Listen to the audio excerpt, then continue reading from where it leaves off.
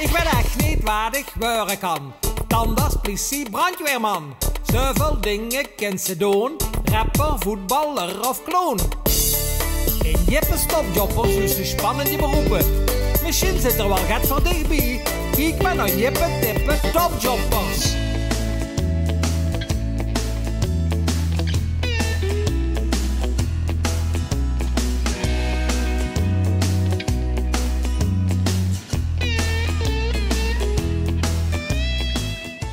Tja jongens en meisjes, ik ben vandaag in Meer. En Meer dat ligt in de buurt van Maastricht. Als je hier honger gaat, dan zitten ze in België, in Schravenvoeren. En we zijn op een melkveebedrijf bij de familie Lamlijn. Ja, en hier hebben ze 85 koeien, melkkoeien en 70 jongvee. Nou, en daar willen we natuurlijk gaan over weten, want die hebben hier een super automatische installatie waar die koeien gemolken worden.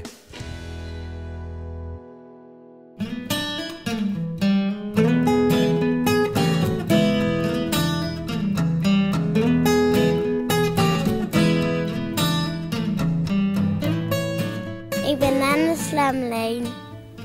Ik ben Palm Lamlijn. Ik kom wel dikker bij mijn jongen op de boerderij helpen. En dat is mijn zusje Catharina.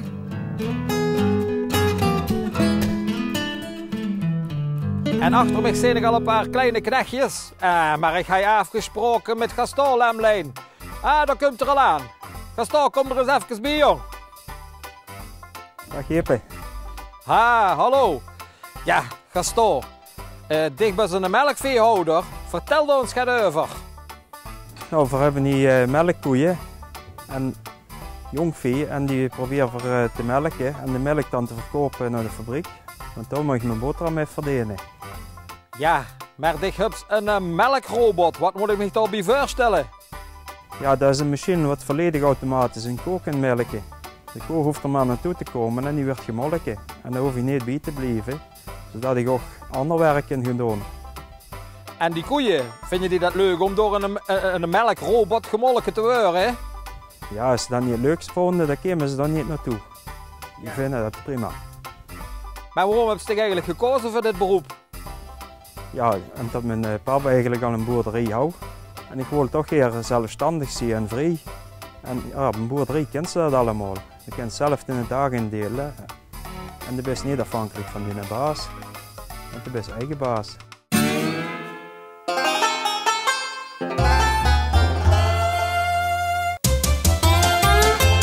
Goedemiddag dames en smakelijk eten. Ja, jongens en meisjes, dit is nu jongvee. En dat betekent eigenlijk dat dat jong koeien zijn en die hebben nog geen kalfje gehad. En daarom, ja, als die een walenkalfje hebben gehad, dan kunnen die pas melk geven. Ja dames, ik moet even verder gaan, maar smaken dus. Jippe, doe moest niet zoveel zeiveren. Ja dames, wat denk jij dan wie dat later is als je door een robot gemolken wordt? Gemolken worden door een robot? Ik weet niet of dat echt gezellig is. Maar ja, dan weten ze het nooit, hè.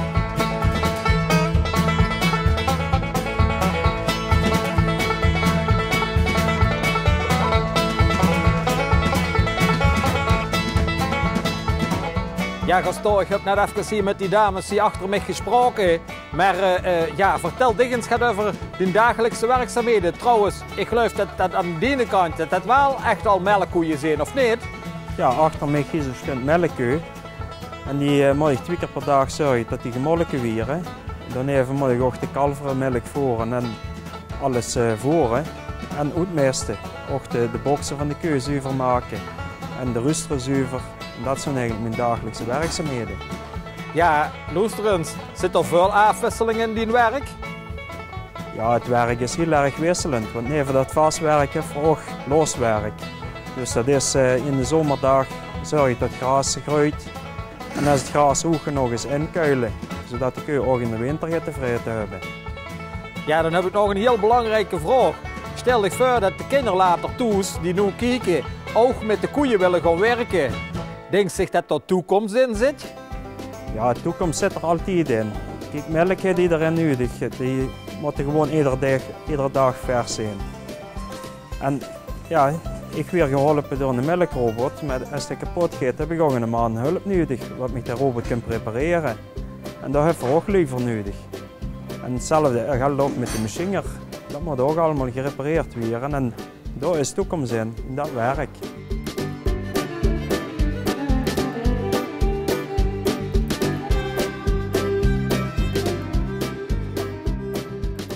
Als de koe die kent de robot inkomen, dan krijgen ze krachtvoer gevoerd. En dat is ook de reden voor dat de koe naar binnen komt. Dan gaan de deurtjes dicht en dan wordt de koe herkend. En dan begint de spenen één voor één te poetsen. En daarna begint de speen voor speen onder te hangen. En iedere speen wordt met een aparte beker gemolken. En de robot bekijkt ook van hoeveel melk komt uit iedere speen. En als er geen melk meer komt, dan trekken ze ook één voor één weg.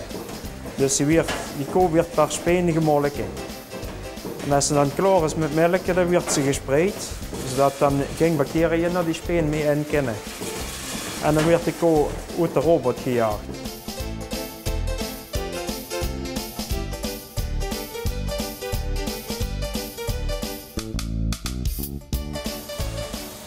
En dit is de melkkamer. In deze tank daar zit 6000 liter melk in. En die wordt één keer in de 3 dagen opgehaald. Die gaat dan naar de fabriek en dan maken ze daar melk in pakjes van. Yoghurt, kies, boter. En dat is allemaal wat er nou in de winkel te koop komt.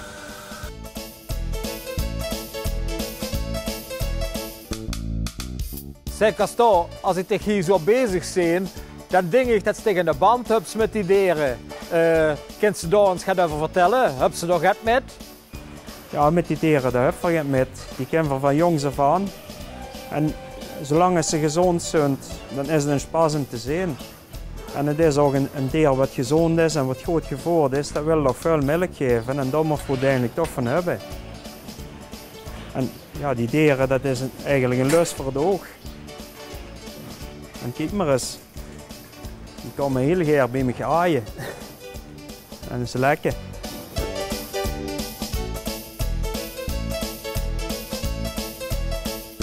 Ja Gaston, ik vond het geweldig zo'n melkrobot. Ik moet eerlijk zeggen, ik was met stomheid geslagen. Maar ja jongens, hartstikke bedankt dat jij met hebt geholpen. En Gaston, we vonden het geweldig bij dich op het bedrijf.